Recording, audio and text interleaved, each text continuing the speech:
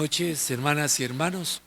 Me da una enorme alegría el poder estar nuevamente con ustedes esta noche y quiero comenzar por agradecerles a todos, a todas, su cercanía, su oración, esa solidaridad que a través de la plegaria se experimenta y que pude experimentar muy cercana en mí a lo largo de estas semanas en que estuve ausente de la parroquia.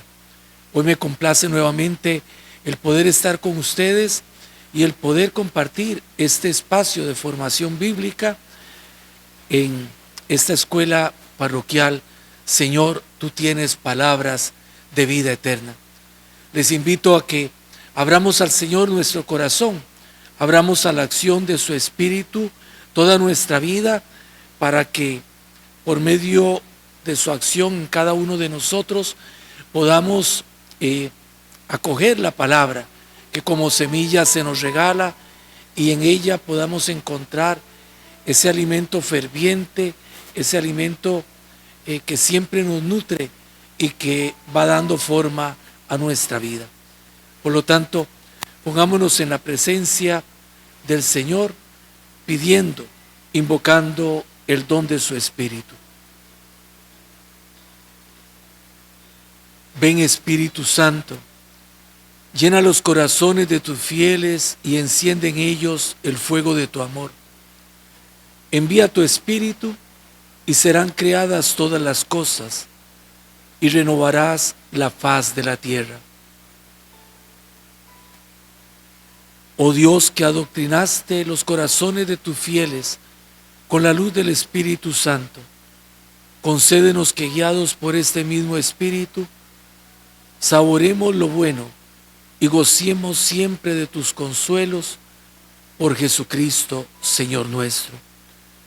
Y que nos acompañe la protección y la intercesión de María, nuestra Madre, a quien hoy celebramos en su advocación de Nuestra Señora del Santo Rosario, para que también ella, que acogió en sí el don del Espíritu y por la fuerza de este Espíritu mereció llevar en sus entrañas al Hijo de Dios, podamos también nosotros ser terreno fecundo en el que la acción del Espíritu vaya produciendo los frutos que el Señor desea.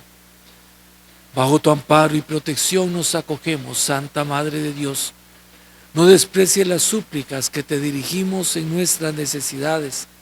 Antes bien, líbranos de todos los peligros, oh Virgen gloriosa y bendita. Amén. Bien, queridos hermanos y hermanas, dispuestos así en la presencia del Señor y abiertos a la acción de su Espíritu, continuamos con la reflexión que a lo largo ya de varias semanas nos ha venido ocupando. Hemos estado deteniéndonos en el Sermón de la Montaña, ese sermón por medio del cual Jesús comienza a dar forma, comienza a configurar consigo mismo a aquellos discípulos que le seguían y aquella multitud que es invitada a tomar decisiones en su vida, a decidir si quieren o no quieren seguir al Señor. Hasta este momento nos hemos detenido en el capítulo 5 del Evangelio según San Mateo, que comenzamos a ver hace algunas semanas y que ustedes tuvieron la oportunidad de concluir bajo la guía del Padre Alex. Hoy tomamos el capítulo 6 del Evangelio según San Mateo en sus primeros 6 versículos y continuamos de esta forma penetrando en las enseñanzas con las cuales, como les decía, Jesús va dando forma a la existencia discipular de aquellos que le siguen. Es importante, antes de tomar el texto en nuestras manos, puntualizar algunas cosas que es fundamental tener en cuenta. Jesús, justamente, al querer ir imprimiendo los rasgos que un discípulo debe tener, busca entrar hasta lo más profundo de la existencia del candidato. y busca entrar en la existencia del candidato, adentrarse en su corazón, no para violentarlo, no para forzarlo, sino para tratar de tomar su corazón e imprimir en ese corazón lo que implica el camino de un discípulo. Es importante pensar por esa razón que Jesús no se queda en la periferia de nuestra existencia.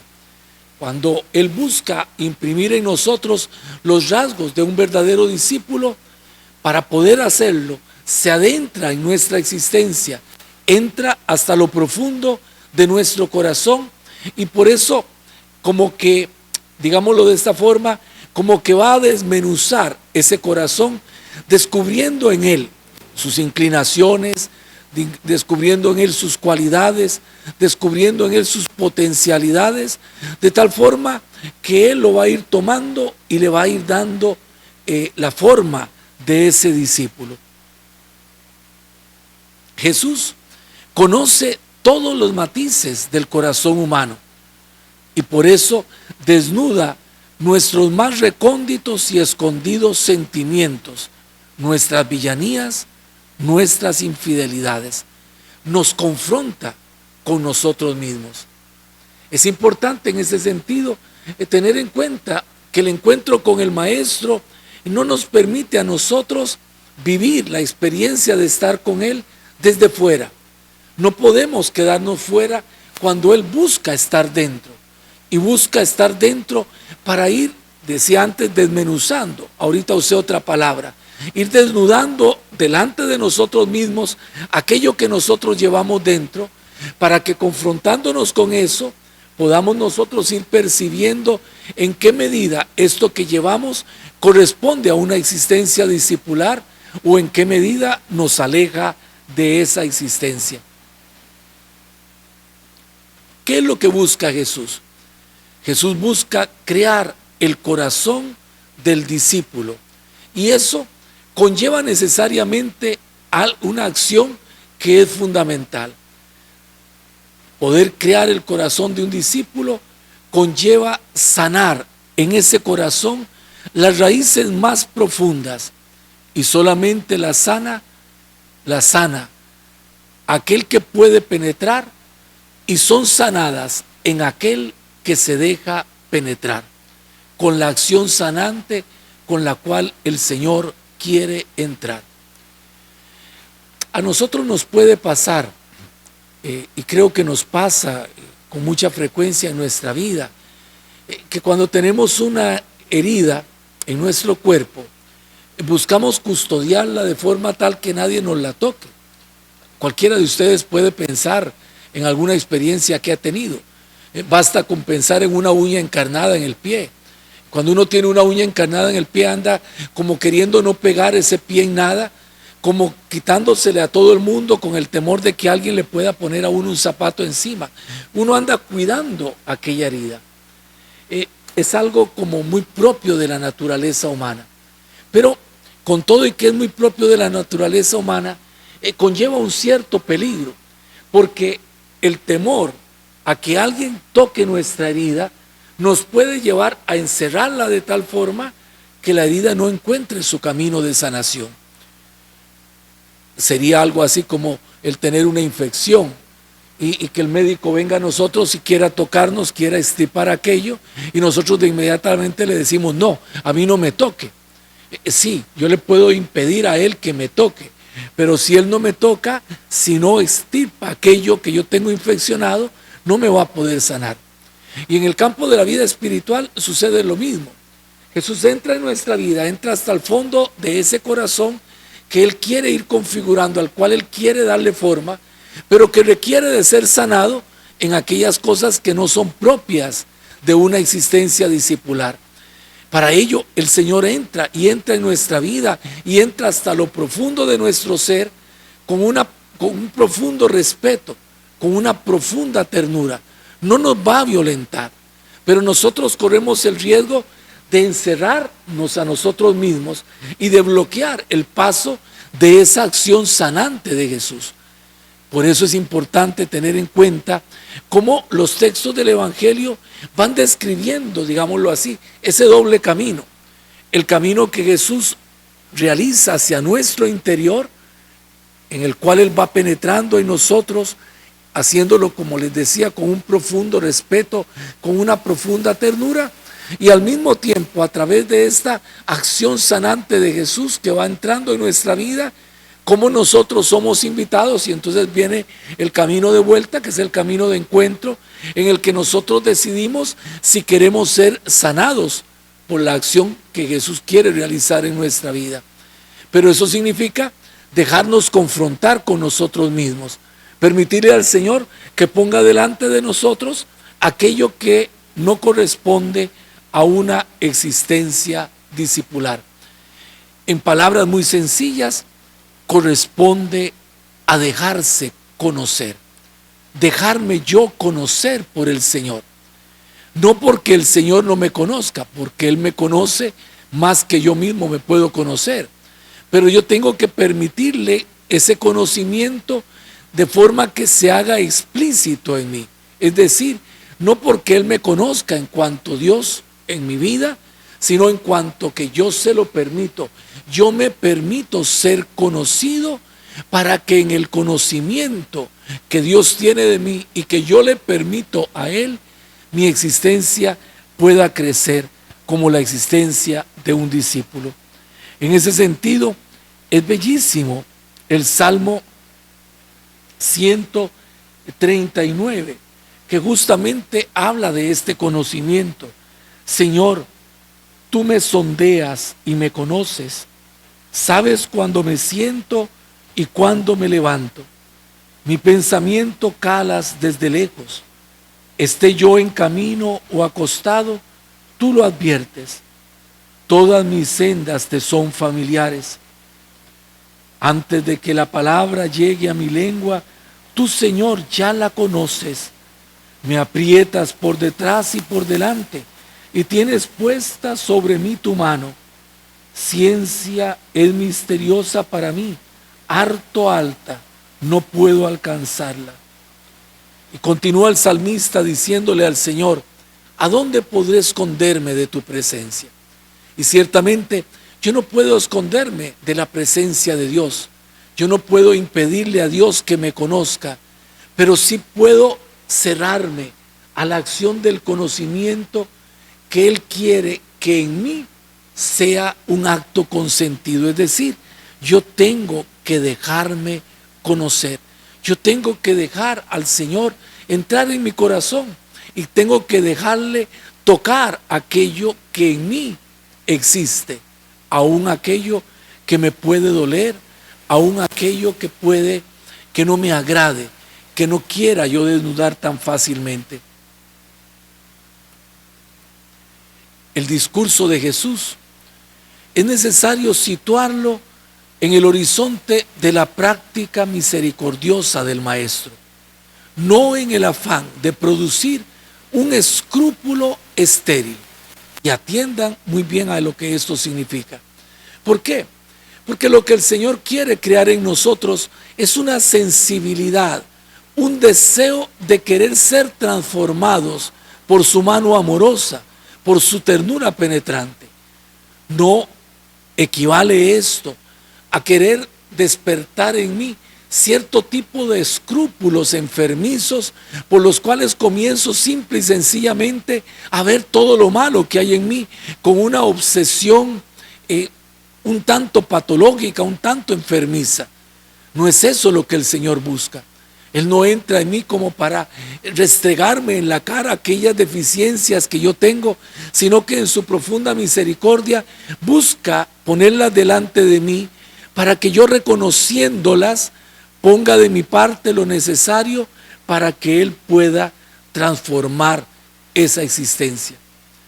En ese sentido, los noes, los no que el discípulo encuentra como exigencia en el Sermón de la Montaña, no buscan crear, como decía, un escrúpulo estéril, sino que buscan liberar su corazón de aquello que le impide vivir su existencia discipular. Estamos, por lo tanto, ante un itinerario penitencial de conversión que va a marcar toda la existencia del discípulo. La conversión no es un acto aislado en la vida. La conversión no es un momento singular en el camino del discípulo. La conversión es una experiencia permanente y constante a la que el discípulo es llamado a lo largo de toda su existencia. Cada día, a cada paso, a cada momento vamos a ir descubriendo algo que tenemos que transformar para que nuestra vida vaya tomando la forma de una existencia discipular. Pero para esto es necesario aceptar que hay nos. Hay algunos noes que el Señor me va a plantear con toda claridad, y en este caso en el sermón de la montaña. Aquí estamos ante un primer no que el sermón de la montaña destaca y en el que hoy nos vamos a detener. Se trata del no a la vanagloria.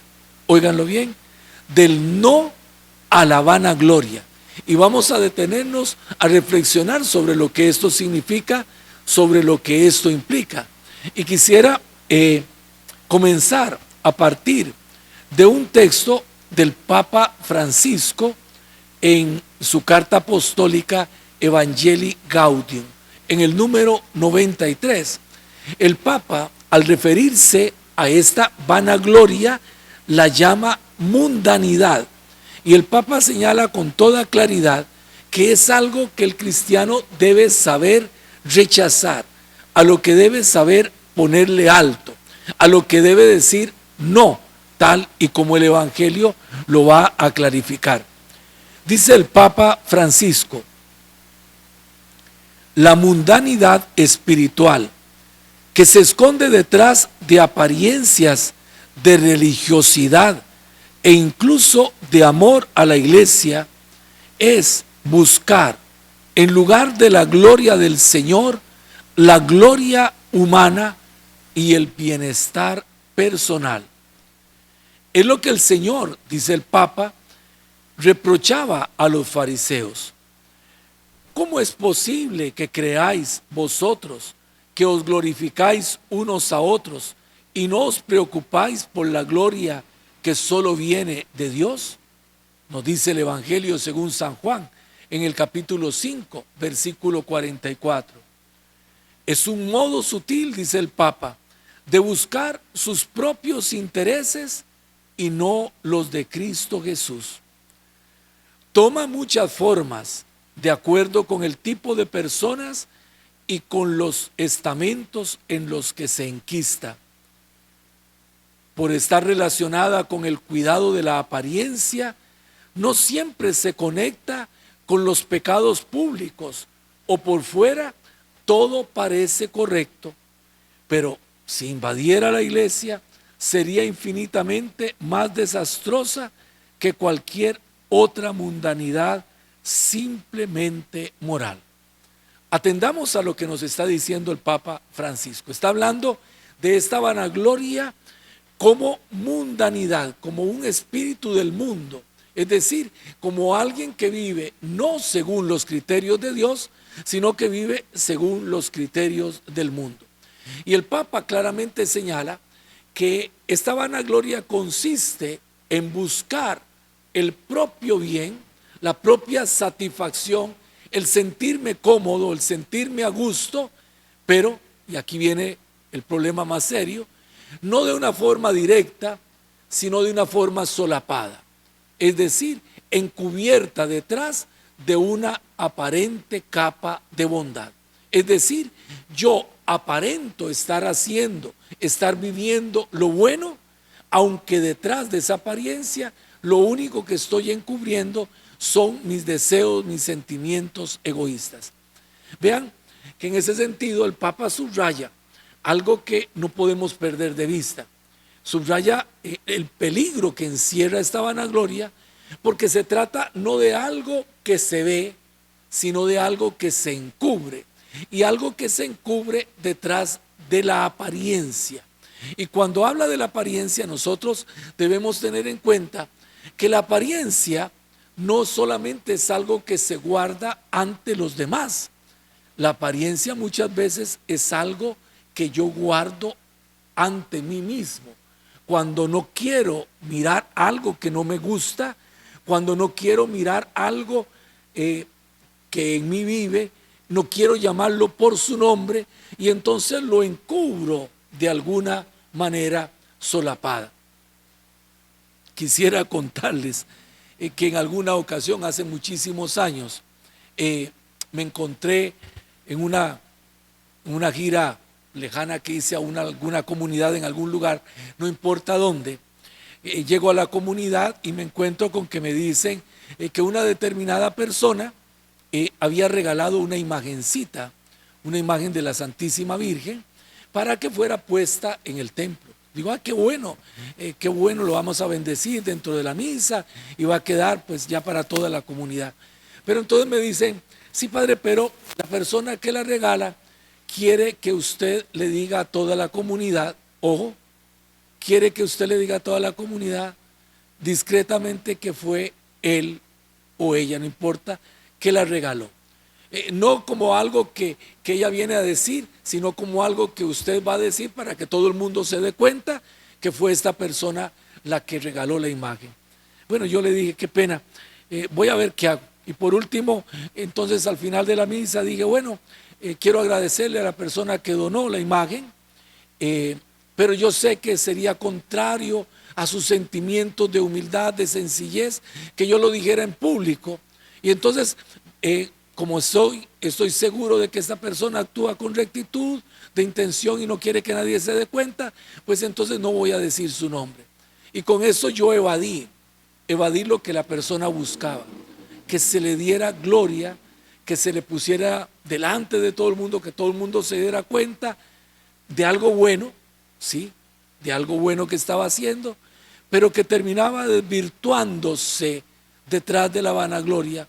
Y entonces ahí, detrás de una capa de aparente devoción a la Santísima Virgen, en el fondo se buscaba un cierto reconocimiento, un cierto aplauso, por decirlo de alguna forma, de la comunidad a la que le estaba regalando aquella imagen.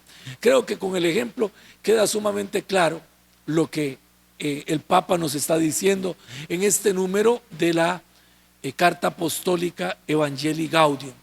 Hay otro numeral que quiero citar, tomado de la encíclica Gaudete et Exsultate, también del Papa, sobre la santidad.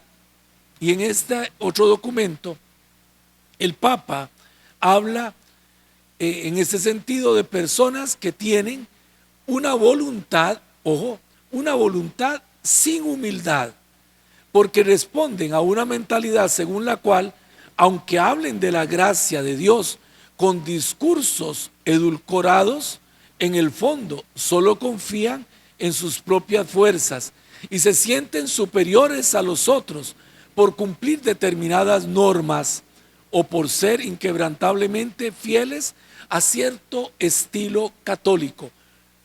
Vean qué fuertes son las palabras del Papa. Está señalando con toda claridad que este rasgo al que venimos aludiendo y que hemos llamado vanagloria, se esconde muchas veces en personas cuya voluntad no tiene humildad y que detrás de un discurso muy floreado, muy florido, esconden una apariencia de una forma de vivir su fe que no corresponde, que no conecta con su corazón.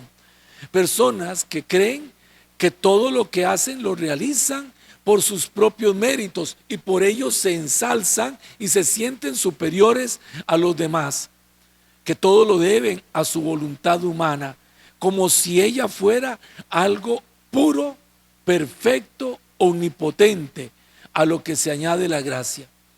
Se pretende ignorar que no todos pueden todo y que en esta vida las fragilidades humanas no son sanadas completa y definitivamente por la gracia.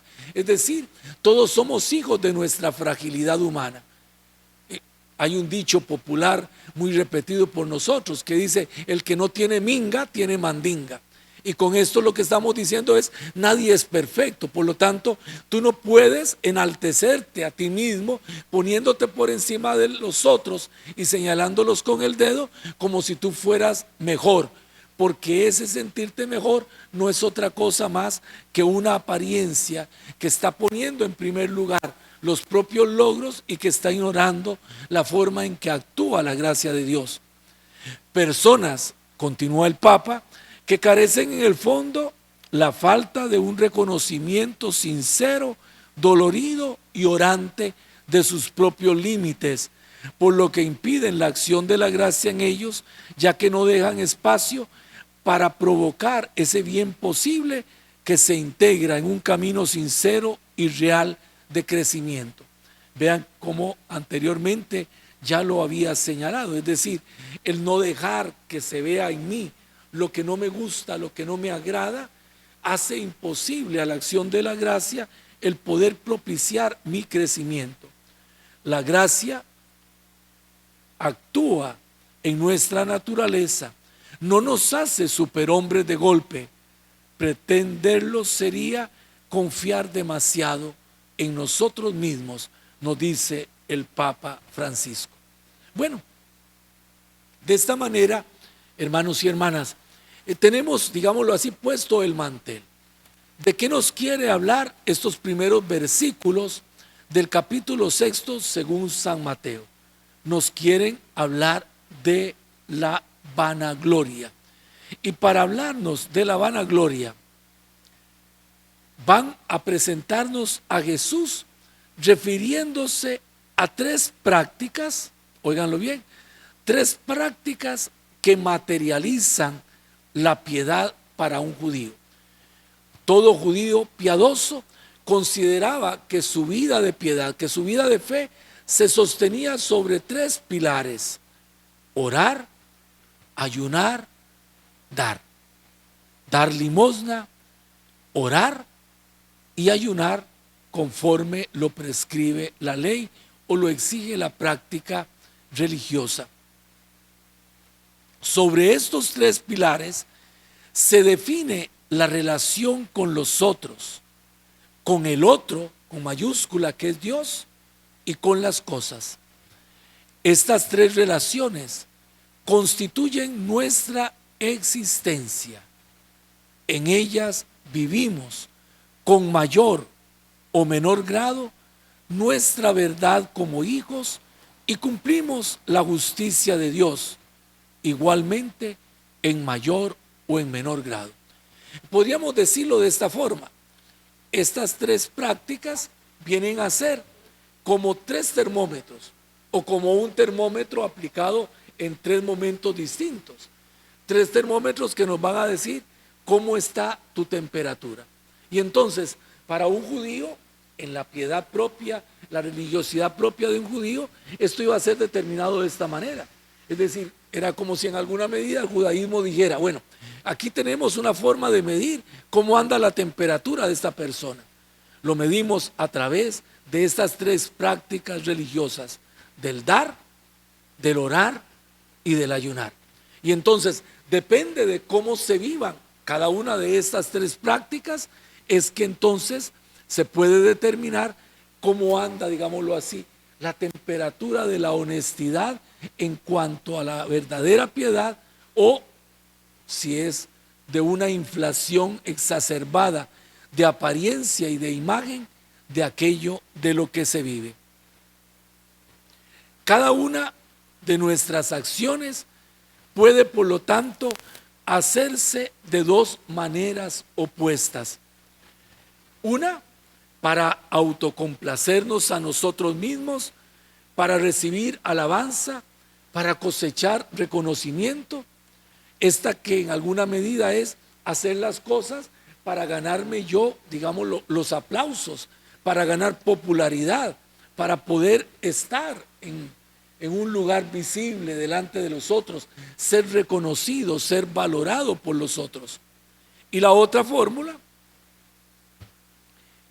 está en el buscar agradar a aquel que desde siempre nos alaba y nos reconoce como hijos y ante quien no, óiganlo bien, ante quien no necesitamos aparentar. Por lo tanto, cada una de estas acciones que definen la piedad de un judío religioso, cada una de estas acciones van a servirnos para termometrar, les decía anteriormente, termometrar de qué manera estoy viviendo yo mi vida de piedad, en qué manera estoy viviendo mi vida de fe. Y vuelvo a acentuar, vuelvo a subrayar, hay dos maneras de hacerlo. Una, buscando mi propia vanagloria, otra, buscando la gloria de Dios. Quizás recordarán ustedes aquel pasaje de las tentaciones de Jesús que nos describen los evangelistas. Y en las tentaciones que el demonio pone de frente a Jesús, hay una en la que el demonio le dice, mira, dice, lo lleva a lo alto del templo, a la parte más alta, al alero, y le dice, tírate abajo, y cita la escritura, porque está escrito, enviará a sus ángeles para que te sostengan y para que tu pie no tropiece en la roca. El demonio usa de artimaña la misma Sagrada Escritura. ¿Dónde está la tentación? La tentación está en que él está queriendo poner a Jesús a hacer algo espectacular, algo que llame la atención, algo que despierte la sorpresa de aquellos. Imagínense, se tira de lo alto del templo, que era altísimo, y vienen los ángeles y lo recogen y todo el mundo aplaude. Vean, esta tentación se sigue repitiendo a lo largo del Evangelio. Cuando Jesús está en la cruz, aquellos que lo han llevado a ese estado, las autoridades religiosas, las autoridades judías, le dicen, a ver, demuéstranoslo. Si tú eres el Hijo de Dios, bájate de la cruz. Claro, ¿qué es lo que están pidiendo? Un acto estruendoso, algo visible, algo aparente, algo que deslumbre, algo que atraiga sobre aquella persona, todas las miradas, que despierte todos los aplausos. Y Jesús no cae en la tentación, pero es una tentación que está muy cercana a nuestra vida. Aquí hay algo también muy importante que subrayar al decir que hay algo muy connatural en nosotros y que no es algo negativo. Todos nosotros necesitamos del reconocimiento. Todos necesitamos de la valoración de los demás y de nuestra propia autovaloración. Nosotros tenemos que valorarnos y nosotros esperamos en alguna medida que los demás nos valoren, que ser importantes, podríamos decir, para los otros. El sentirse importante en la vida de una persona no es algo negativo de por sí. ¿Dónde se quiebra, digámoslo así, la existencia discipular? Cuando hacemos de esta necesidad, digamos, de reconocimiento un absoluto y la convertimos en el eje alrededor del cual gira todo. Una cosa es desear un justo reconocimiento, un equilibrado reconocimiento, y otra cosa es vivir siempre buscando el reconocimiento, depender de ese reconocimiento. Ahí está la diferencia. Por eso estas prácticas de la religiosidad judía van a poner en evidencia, van a permitir termometrar cómo anda esta persona en relación con la propuesta de Jesús de una existencia discipular. ¿Qué nos dice el texto? Si ustedes tienen la Sagrada Escritura, pueden buscar en el capítulo 6 de San Mateo. Si no, apúntenlo, capítulo 6, versículos del 1 al 6, y después de que concluyamos el programa o durante la semana, vuelvan sobre el texto, medítenlo, órenlo, conviértanlo en alimento, que esta es la finalidad de este momento de encuentro con la palabra. Independientemente de la traducción, porque saben que pueden haber diferentes traducciones, pero que no varían esencialmente. El texto dice: guárdense de las buenas acciones hechas a la vista de todos, a fin que todos las aprecien, pues en este caso no les quedaría premio alguno que esperar de su Padre que está en el cielo. Cuando ayudes a un necesitado, no lo publiques al son de trompetas. No imites a los que dan espectáculo en las sinagogas y en las calles para que los hombres los alaben. Yo les digo, ellos han recibido ya su premio. Tú, cuando ayudes a un necesitado, ni siquiera tu mano izquierda debe saber lo que hace tu derecha. Tu limosna quedará en secreto, y tu Padre que ve en lo secreto te premiará. Cuando ustedes recen, no imiten a los que dan espectáculo. Les gusta orar de pie en las sinagogas y en las esquinas de las plazas para que la gente los vea. Yo se los digo, ellos han recibido ya su premio. Pero tú, cuando reces, entra en tu pieza, cierra la puerta y ora a tu Padre que está allí a solas contigo, y tu Padre que ve en lo secreto te premiará. Cuando ustedes hagan ayuno, no pongan cara triste como los que dan espectáculo y aparentan palidez para que todos noten sus ayunos. Yo se los digo, ellos han recibido ya su premio. Cuando tú ayunas, lávate la cara, perfúmate el cabello. No son los hombres los que notarán tu ayuno, sino tu Padre que ve las cosas secretas, y tu Padre que ve en lo secreto te premiará. Este es el texto del Evangelio que estamos comentando. Este texto nos va a permitir o nos va a hacer descubrir una indicación general en relación con las mismas. Se trata del primer no. No hagas esto. No hagas esto. No hagas esto. O podríamos decirlo, no hagas esto de esta manera. Y lo repite en cada una de las prácticas que, como les decía, definen la piedad judía: la limosna, la oración y el ayuno.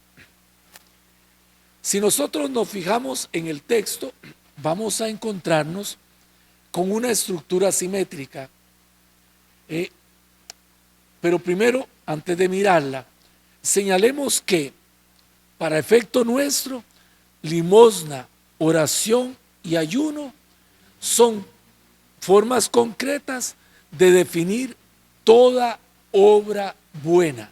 Es decir, todo lo bueno que hagas, todo lo que tú haces, al igual que la limosna, la oración y el ayuno, debe estar marcada por estas características. ¿Qué nos encontramos de frente a cada una de ellas? Una exhortación, una expresión que se repite, una indicación y una constatación que también se repite.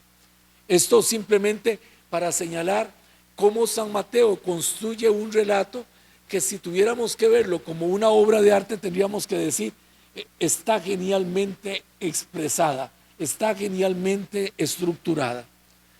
¿Cuál es la primera exhortación? Cuando des limosna, no vayas pregonándolo. ¿Cuál es la segunda exhortación? Al orar, no use muchas palabras. La tercera, cuando ayunen, no anden con la cara desfigurada.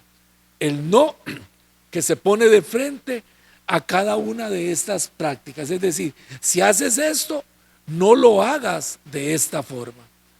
Y hay una expresión que se repite, que es, podríamos decir, la consecuencia. Porque si lo haces de esta manera, ya han recibido su paga, dice el texto, ya hemos recibido la paga. Es decir, si lo haces por aparentar, si lo haces por ganarte el aplauso de los demás, en el aplauso de los demás ya está tu propia paga. Es decir, has reducido el precio de lo que has hecho al reconocimiento que hayas obtenido de eso. Después, el texto del Evangelio va a ser, con respecto a cada una de estas exhortaciones, una indicación. En el caso de la limosna, señala el evangelista: cuando des limosna, que no sepa tu mano izquierda lo que hace tu derecha. En el caso de la oración, cuando ores, entra en tu aposento, en tu habitación, cierra la puerta y ora. Y en relación con el ayuno, cuando ayunes, perfúmate la cabeza y lávate la cara. Es decir, no hagas esto, no lo hagas de esta forma, hazlo de esta forma. Porque si lo haces de la primera forma, ya tienes tu paga. Pero si lo haces de la forma como te lo indica Jesús en el Sermón de la Montaña, entonces, y aquí viene el premio, tu Padre que está en lo escondido te premiará.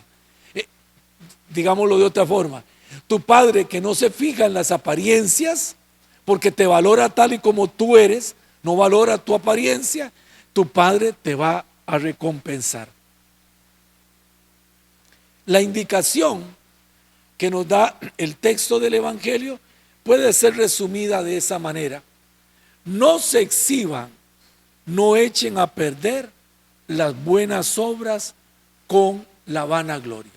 No echen a perder lo bueno que de repente están haciendo, torciendo la intención, buscando detrás de aquello que haces simplemente tu propio yo, engrandecido por una apariencia, una imagen aparente que es la que dejas que se vea y que esconde detrás lo que verdaderamente hay. Jesús advierte sobre el peligro de una piedad que se fundamenta en la apariencia, en una inclinación tan propia de nuestra naturaleza de vender imagen buscando aceptación. Oigan, vender imagen buscando aceptación. Yo decía al principio que Jesús, al entrar en nuestra vida, busca entrar hasta lo más recóndito porque lo conoce. A Él no se le esconde nada de lo que hay en nosotros. Y Jesús muy bien sabe que en nuestra naturaleza hay algo que está sumamente clavado y de lo que ninguno de nosotros está exento. Todos, desde nuestro nacimiento, y casi que diría desde antes, buscamos siempre la aceptación. Para nosotros ser aceptados es sumamente importante. Es decir, la no aceptación provoca en nosotros un desajuste que puede causar heridas sumamente catastróficas. Todos necesitamos de la aceptación de los demás. ¿Cuál es el problema? El problema lo puede presentar el que para forjarnos la aceptación comencemos a crear una imagen, la imagen que nos hacen a nosotros creer que así podemos ser aceptados, y comenzamos a engrandecer esa imagen que no corresponde a lo que nosotros mismos somos. Veámoslo de una forma sencilla y una forma directa. A mí me cuestiona mucho, no quiero hacer una crítica sin fundamento porque posiblemente las prácticas educativas han cambiado muchísimo, pero yo siempre he sido como muy alérgico a cierto tipo de premios, por ejemplo, en un sistema educativo, cuando se hace una cierta competencia y se dice, bueno, a ver, vamos a hacer este examen, vean que es lo más sencillo, vamos a hacer este examen y entonces la compensación o digamos el premio de este examen va a ser una nota. Entonces, este se ganó una nota de 100, este se ganó otra nota, este se ganó otra nota, etc. Cada uno se ganó su propia nota. Pero el sistema educativo no tiene en cuenta que las capacidades de las personas son diferentes. Puede ser que esta persona que logra complacer a quien está presentando la prueba y logra aprobar con un 100, sean capacidades diferentes a las de otra persona que hizo todo su esfuerzo, un esfuerzo que merece un 100, pero que según el patrón de evaluación no lo logró alcanzar. Entonces, vean ustedes que terminamos midiendo a las personas de acuerdo a una apariencia, porque entonces, si nos preguntan quién es el buen alumno, quién es el alumno excelente, entonces nosotros decimos el que se ganó un 100. Y entonces lo etiquetamos, este es el buen alumno. Pero entonces, ¿qué provoca eso? Que los demás busquen siempre ganarse un 100. Entonces, habrá alguno por ahí que se lo gane copiando, pero se gana un 100 que es, digamos, el precio de la aprobación. En una ocasión me encontré un niño que lloraba desconsoladamente, y entonces le pregunto, yo di clases durante un año, hace muchísimos años antes de ser sacerdote, y entonces le pregunté qué es lo que te pasa. Y entonces el chiquito no hallaba, y entonces me dice, es que me fue mal en el examen. Y le digo, pero ¿cómo te fue mal? ¿Cuánto te ganaste? Y me dice, un 94, un 95. Pero ¿cómo dices que te fue mal? Y entonces me dice, es que fulanito sí se ganó un 100. Entonces lo que le dolía no era el haberse ganado una mala nota. Lo que le dolía era que el otro se hubiera ganado una nota superior, porque eso equivalía a una valoración diferente en relación con el otro. El otro va a ser valorado más que yo. A este se le da cuadro de honor, a este se les permite salir de abanderado, a este se le permite salir en la banda y al otro no. Entonces, esa forma de construir las cosas nos va induciendo a todos desde que somos pequeños a crear apariencias, y las apariencias inconscientemente las vamos creando de acuerdo a lo que nos piden. Si yo para ser aceptado tengo que ser así, entonces aparento ser así, aunque no sea así. Si yo para ser aceptado tengo que tener tales medidas, pues entonces voy a aparentar tener tales medidas. Pero eso hace que nuestra sociedad muchas veces se construya a base de apariencias. Apariencias que son externas, a veces físicas, apariencias que son intelectuales, apariencias que son cualquier tipo de apariencia. ¿Cuál es el peligro?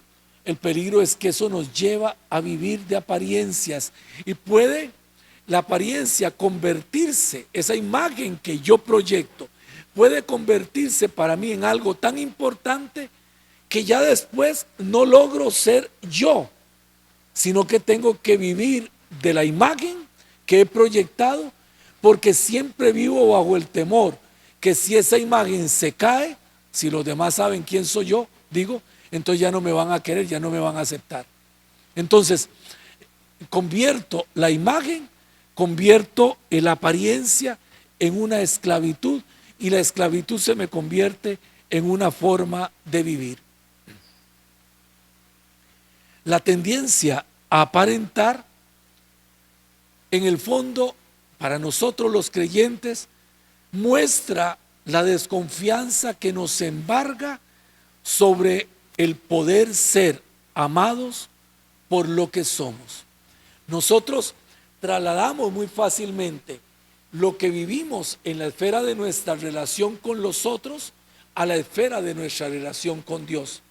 Y podemos vivir creyendo que si delante de los otros tenemos que vivir con una imagen creada para lograr la aceptación, que delante de Dios tengo que hacer lo mismo. Y vivimos constantemente queriendo aparentar delante de Dios. Y lo podemos señalar en cosas muy prácticas, muy concretas. Si hay algo que nos cuesta a todos, es reconocer nuestros errores, reconocer nuestras deficiencias, nuestras limitaciones. Eso nos cuesta, llegar y decir, es que yo soy esto, es que hice esto.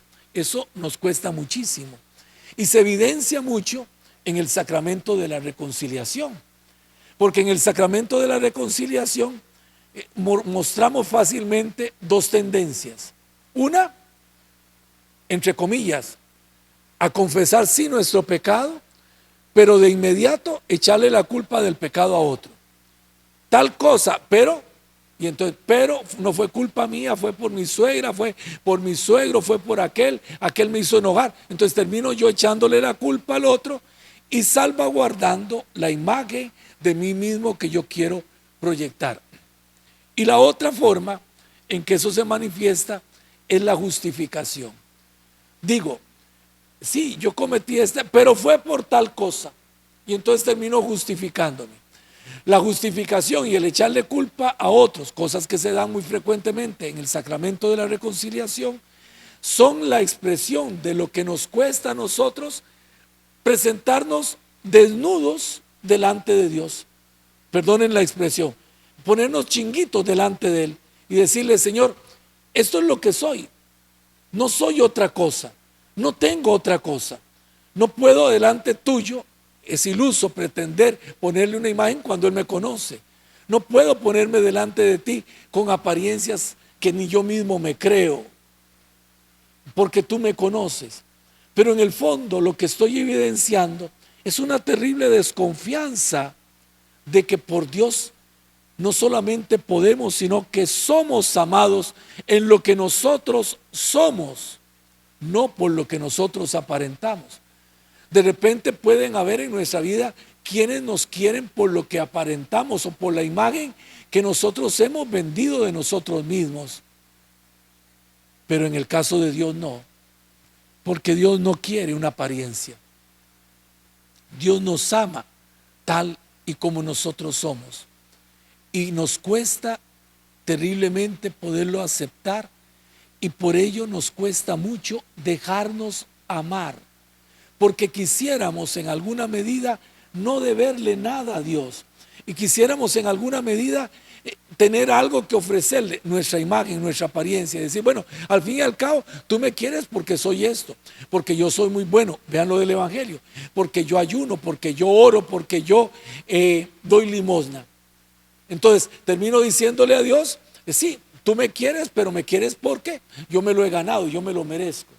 Y termino poniendo una apariencia, porque detrás de aquello que hago no he buscado sino mi propia valoración, he buscado mi propio yo. En el fondo terminamos expresando que no creemos en la gratuidad del amor del Padre. Nos cuesta dejarnos amar porque no creemos que el Padre nos ama gratuitamente.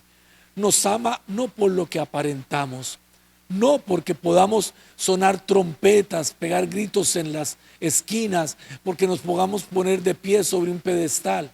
Nos ama no porque todo el mundo se dé cuenta de aquello que hacemos, porque dijeron en el púlpito que yo regalé esto, no regalé aquello, sino simplemente porque soy su hijo y el Padre me ama gratuitamente.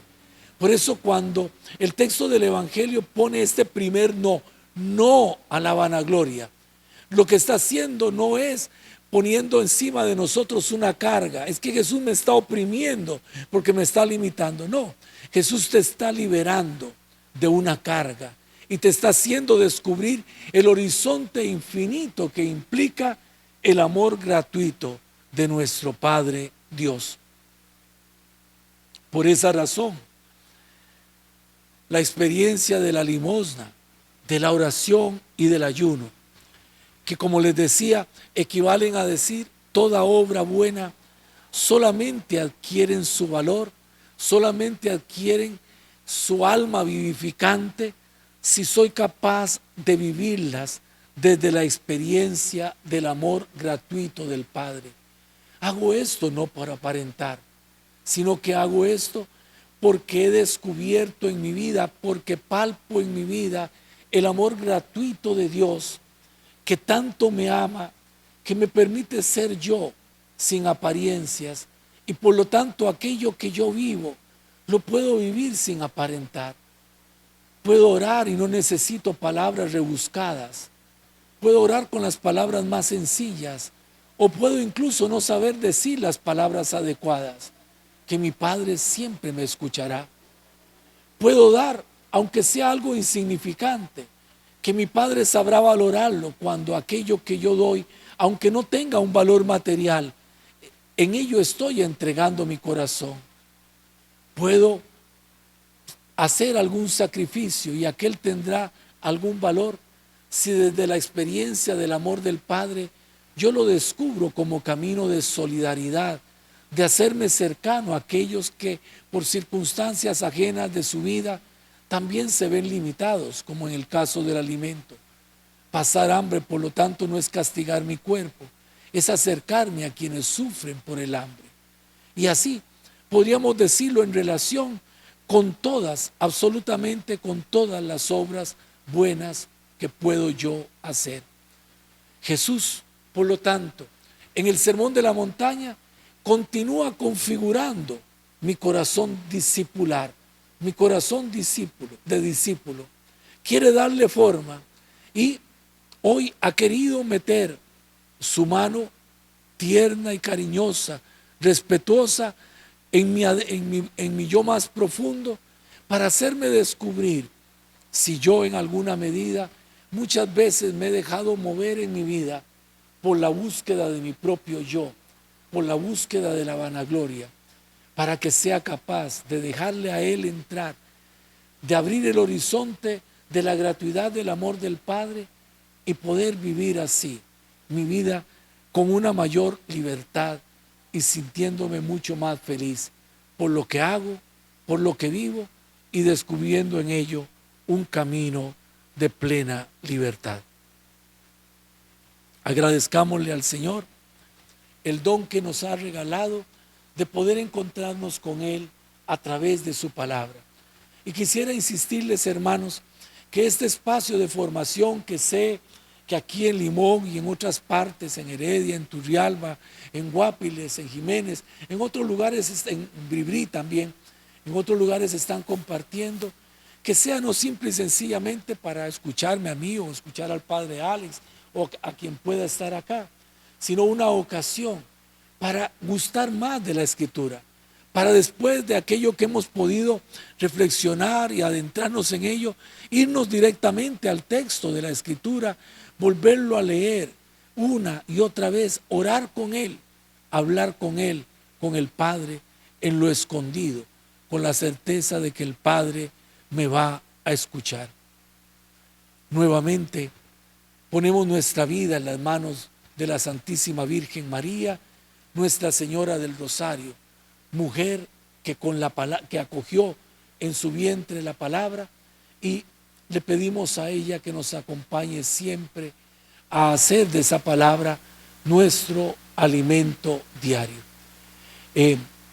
Quiero ya en este breve espacio final también invitarles a que aquellos que quieran ayudarnos, que muchos lo hacen y de una forma tan generosa, hay un grupo de personas que va a detenerse a confeccionar tamales caseros este fin de semana para poder ofrecerlos a ustedes, a todos aquellos que quieran. Entonces, Dios mediante, el próximo fin de semana, en la página del Facebook de la parroquia estarán las indicaciones concretas para que aquellos que quieran encargar tamales los puedan encargar para almorzar, para desayunar, para que tengan para toda la semana, no importa cuántos pidan, si son 500 se los hacemos con muchísimo gusto. Gracias a todos por su atención y gracias por haber compartido este espacio. Bajo tu amparo y protección nos acogemos, Santa Madre de Dios. No desprecies las súplicas que te dirigimos en nuestras necesidades. Antes bien, líbranos de todos los peligros, oh Virgen gloriosa y bendita. Amén. Virgen María, Virgen de la Palabra, ruega por nosotros. Feliz noche a todos y gracias nuevamente por tanta bondad.